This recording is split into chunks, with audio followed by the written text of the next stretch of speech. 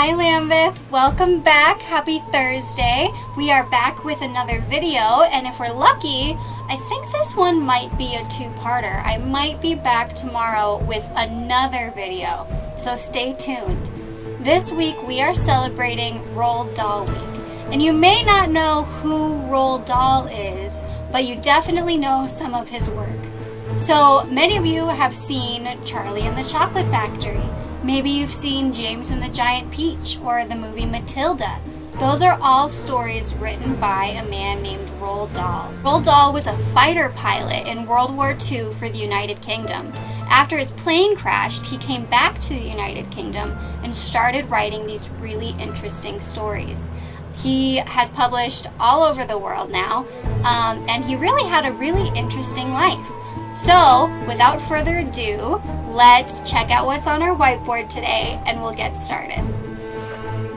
Alright, today we just have a word. It says, scrumdiddlyumptious. Scrumdiddlyumptious. Have you heard that word before? Do you know what it means? It means very scrumptious or very delicious. That is a word that Roald Dahl invented. He's famous for just making up words whenever he wanted to and putting them in his book. That's pretty cool, huh?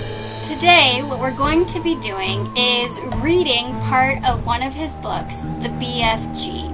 Maybe you've heard it before, maybe you've seen the movie, but we're going to be reading the first couple chapters, and I want you to listen closely because either today or tomorrow, you're going to hear the word scrumdiddlyumptious.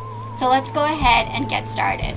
Cozy up with a blanket, get a cup of hot tea, and maybe consider closing your eyes as you listen to this story so that you can imagine it in your head. Roald Dahl's The BFG. So I think you can imagine there is the BFG, and there is our main character. Her name is Sophie. So what do you think the BFG stands for? We'll find out. Sophie couldn't sleep. A brilliant moonbeam was slanting through a gap in the curtains. It was shining right onto her pillow. The other children in the dormitory had been asleep for hours. Sophie closed her eyes and lay quite still. She tried very hard to doze off. It was no good. The moonbeam was like a silver blade slicing through the room and onto her face. The house was absolutely silent. No voices came up from downstairs. There were no footsteps on the floor above either. The window behind the curtain was open wide, but nobody was walking on the pavement outside. No cars went by on the street. Not the tiniest sound could be heard anywhere. Sophie had never known such silence. Perhaps, she told herself, this was what they called the witching hour. The witching hour, somebody had once whispered to her, was a very special moment in the middle of the night when every child and every grown-up is in a deep, deep sleep, and all the dark things come out from hiding and had the world to themselves. The moonbeam was even brighter than ever on Sophie's pillow. She decided to get out of bed and close the gap in the curtains. Alright. So here's Sophie. She's trying to go to sleep, but she just can't. Let's see what happens. You got punished if you were caught out of bed after lights out, even if you said you had to go to the lavatory. That was not an acceptable excuse, and they punished you just the same. But there was no one about now. Sophie was sure of that. She reached out for her glasses that lay on the chair beside her bed. They had steel rims and very thick lenses. She could hardly see a thing without them.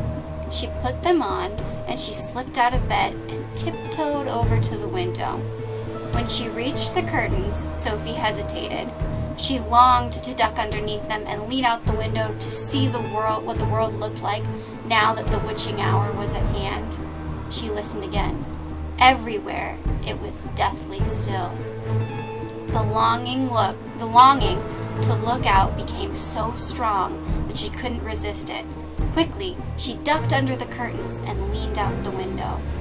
In the silvery moonlight, the village street she knew so well seemed completely different.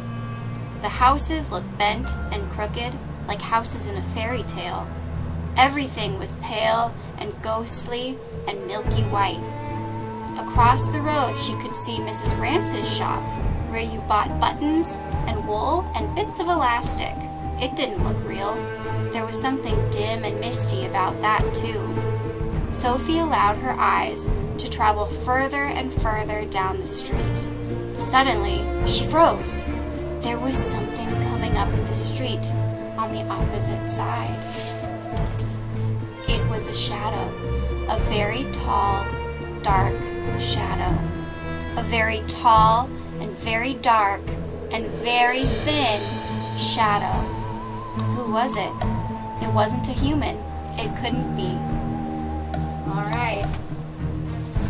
So here's our picture of the shadow. You can barely see it, but there it is. It couldn't be a human. It was 4 times as tall as the tallest human. It was so tall, its head was higher than the upstairs windows of the houses. Sophie opened her mouth to scream, but no sound came out. Her throat, like her whole body, was frozen with fright. This was the witching hour, all right. The tall, dark figure was coming her way. It was keeping very close to the houses across the street, hiding in the shadowy places where there was no moonlight. On and on it came, nearer and nearer, but it was moving in spurts. It would stop, and then it would move on, and then it would stop again. What on earth was it doing? Aha! Sophie could now see what it was up to. It was stopping in front of each house. It would stop and peer into the window upstairs of each house in the street. It actually had to bend down to peer into the upstairs window. That's how tall it was.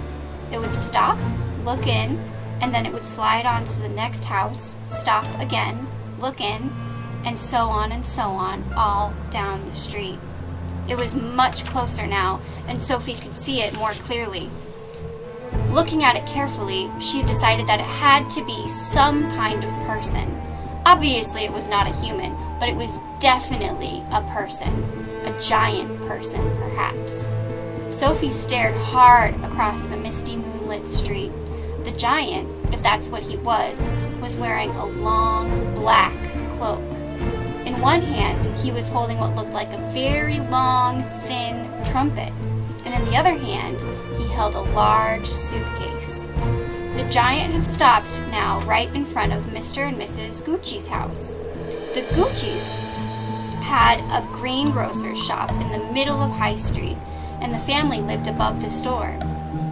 The 2 Gucci children slept in the upstairs front room. Sophie knew that. The giant was peering through the window into the room where Michael and Jane were sleeping. From across the street, Sophie watched and held her breath. She saw the giant step back a pace and put the suitcase down on the pavement. He bent over, opened the suitcase, and took something out of it.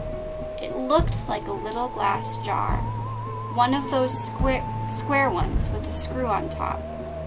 He unscrewed the top of the jar and poured out whatever was inside into the end of the long trumpet thing. Sophie watched and trembled. She saw the giant straighten up again, and she saw him poke the trumpet through the open upstairs window of the room where the children were sleeping. She saw the giant take a deep breath, and woof, he blew through the trumpet, but no noise came out. It was obvious, though, to Sophie that whatever had been in the jar had been blown in through the trumpet to the children's bedroom.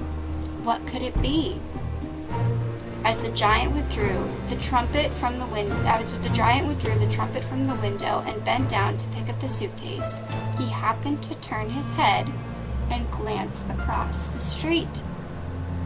In the moonlight, Sophie caught a glimpse of an enormous, long, pale, wrinkly face with huge ears. The nose was as sharp as a knife, and above the nose were two bright, flashing eyes, and the eyes were staring straight at Sophie. Alright guys, I think that's as far as we're going to get today. I'm excited to hear what you think and what you think is going to happen now that the giant has seen Sophie. So tomorrow I'll be back with the rest of this chapter, and we're going to find out what happens. Don't spoil it if you've seen the movie for anyone else, because I want everyone to figure it out for themselves. I hope you enjoyed this part of the story. Don't get too scared. It's not that scary of a story. I'm going to give you a hint. The giant's personality is described by the letters BFG, by the title of the book. So until next time, try to figure out what BFG could mean. Alright, I think that's it for today, and I'll see you tomorrow with the rest. Bye.